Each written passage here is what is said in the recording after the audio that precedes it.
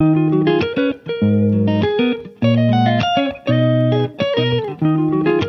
श्रीमन नारायण। नमस्कार दोस्तों, आज मैं आप लोगों को वैशाख मास की कथा यम ब्राह्मण संवाद मतलब नरक तथा स्वर्ग में ले जाने वाले कर्मों का वर्णन करूंगी।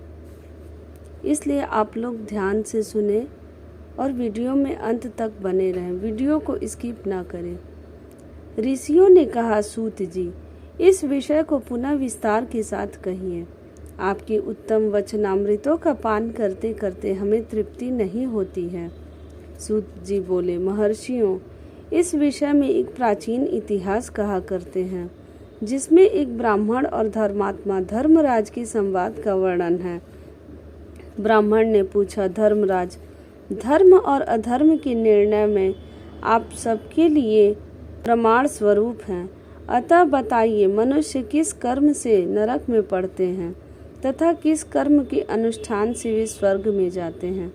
कृपा करके इन सब बातों का वर्णन कीजिए। यमराज बोले, ब्राह्मण, जो मनुष्य मन, वाणी तथा क्रिया द्वारा धर्म से विमुख और श्री विष्णु से रहित हैं, जो ब्रह्मा, शिव तथा विष्णु को भेद बुद्धि से देखते हैं, मतलब कि अलग अलग समझते हैं, जिनके हृदय में विष्णु विद्या से शक्ति है, जो दूसरों के खेत, जीविका, घर, प्रीति तथा आशा का उच्छेद करते हैं, वे नरकों में जाते हैं। जो मूर्ख जीविका का कष्ट भोगने वाले ब्राह्मणों को भोजन की इच्छा से दरवाजे पर आते देख उनकी परीक्षा करने लगता है, उन्हें तुरंत भोजन नहीं देता, उसे नरक का अतिथि समझना चाहिए। जो मूढ़, अनाथ, वैष्णव, दीन, रोगातुर तथा वृद्ध मनुष्य पर दया नहीं करता तथा जो पहले कोई नियम लेकर पीछे अजितेंद्रियता के कारण उसे छोड़ देता है, वह निश्चय ही नरक का पात्र है। जो सब पापों को हरने वाले दिव्य स्वरूप व्यापक, विजयी, सनातन, अजन्मा, चतुर्भुज, अच्युत, विष्णु रूप दिव्य पुरुष श्री नारायण देव का पूजन, ध्यान और स्मरण करते हैं, वे श्री हरि के परम धाम को प्राप्त होते हैं। यह सनातन श्रुति है।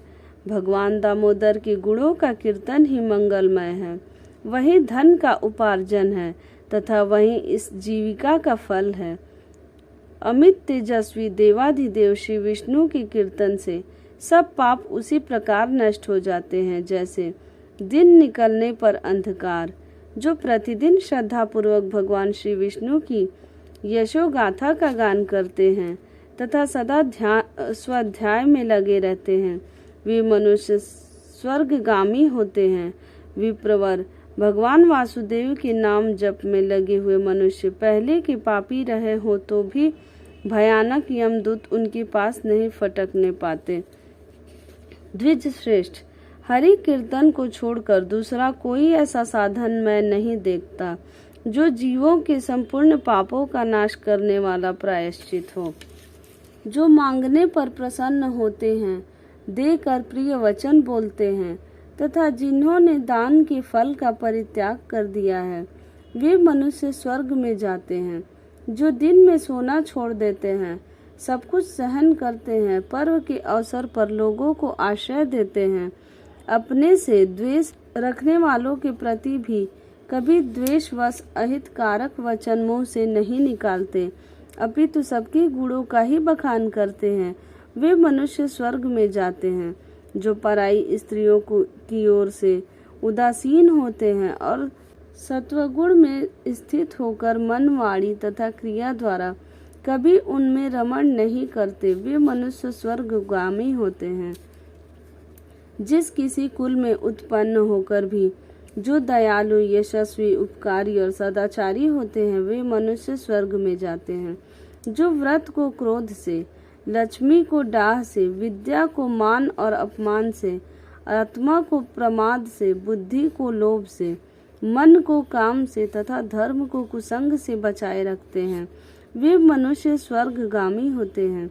विप्र, जो शुक्ल और कृष्ण पक्ष में भी एकादशी को विधि पूर्वक उपवास करते हैं, वे मानव स्वर्ग में जाते हैं।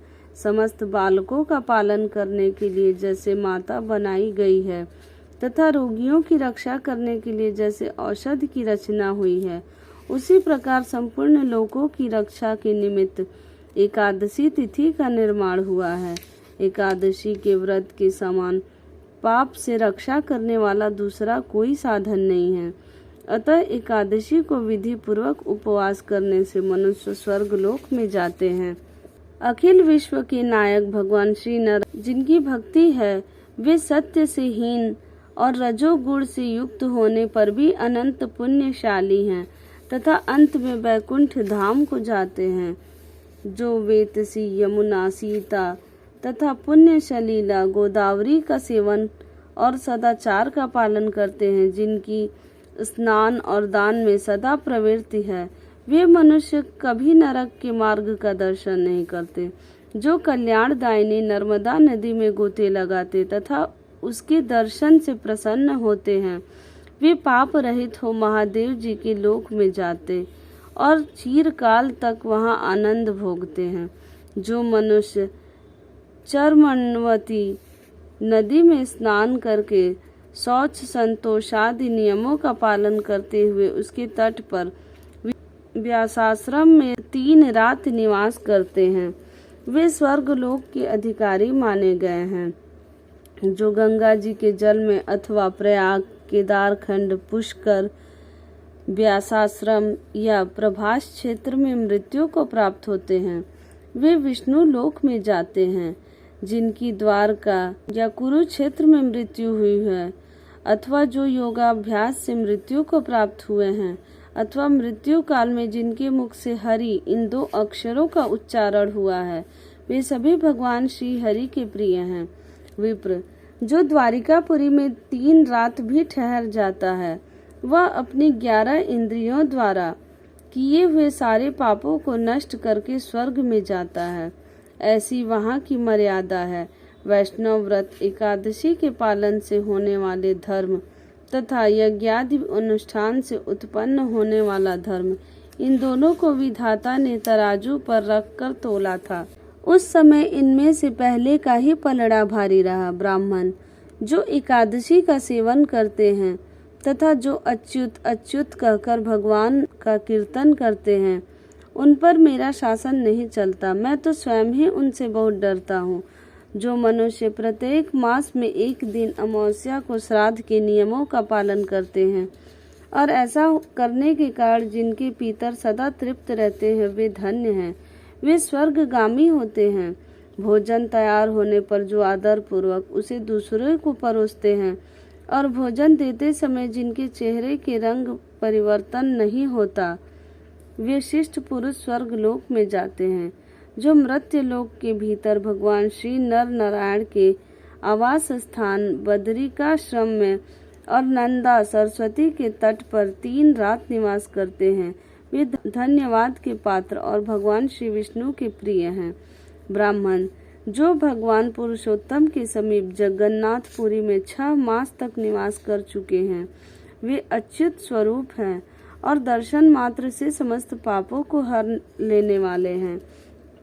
जो अनेक जन्मों में उपार्जित पुण्य के प्रभाव से काशीपुरी में जाकर मणिकर्णिका के जल में गोते लगाते और श्री विश्वनाथ जी के चरणों में मस्तक झुकाते हैं, वे भी इस लोक में आने पर मेरे वंदनीय होते हैं। जो श्री हरि की पूजा करके पृथ्वी पर कुश और तिल बिछाकर चारों ओर तिल बिखेरते और लोहा तथा दूध देने वाली गौ दान करके विधि पूर्वक मृत्यु को प्राप्त होते हैं, वे मनुष्य स्वर्गलोक में जाते हैं। जो पुत्रों को उत्पन्न करके उन्हें पिता पितामहों के पद पर बिठाकर ममता और अहंकार से रहित होकर मरते हैं, वे भी स्वर्गलोक के अधिकारी होते हैं। जो चोरी डकैती से दूर रहकर सदा अपने ही धन से संतुष्ट रहते हैं अथवा अपने भाग्य पर ही निर्भर रहकर जीविका चलाते हैं, वे मनुष्य स्वर्गगामी होते हैं। जो स्वागत करते हुए शुद्ध पीड़ा रहित मधुर तथा पाप रहित वाणी का प्रयोग करते हैं, वे लोग स्वर्ग में जाते हैं। जो दान धर्म में प्रवृत्त तथा धर्म मार्ग के अनुयायी पुरुषों का उत्साह बढ़ाते हैं, वे चिरकाल तक स्वर्ग में आनंद भोगते हैं। जो हेमंत ऋतु मतलब शीतकाल में सूखी लकड़ी, गर्मी में शीतल जल तथा वर्षा में आश्रय प्रदान करता है। वह स्वर्ग लोक में सम्मानित होता है। जो नित्य नैमित्तिक आदि समस्त पुण्य कालों में भक्ति पूर्वक श्राद्ध करता है, वह निश्चय ही देवलोक का भागी होता है। दरिद्र का दान, सामर्थ्यशाली की क्षमा, नौजवानों की तपस्या, ज्ञानियों का मौन, सुख भोगने के योग्य पुरुषों की सुखेच्छा निवृत्ति तथा संपूर्ण प्राणियों पर दया, ये सद्गुण स्वर्ग में ले जाते हैं। ध्यान युक्त तप भवसागर से तरने वाला है और पाप को पतन का कारण बताया गया है। यह बिल्कुल सत्य है, इसमें संदेह की गुंजाइश नहीं है। ब्राह्मण, स्वर्ग की राह पर ले जाने वाले समस्त साधनों का मैंने यहाँ संक्षेप से वर्णन किया है। अब तुम और क्या सुनना चाहते हो? इसके आगे की कथा मैं अगले अध्याय में सुनाऊंगी। जय श्रीमन नारायण। अगर आपको मेरी यह कथा अच्छी लगी हो तो मेरे चैनल को लाइक करें, सब्सक्राइब करें, शेयर करें और कमेंट में जय श्रीमन नारायण जरूर लिखें।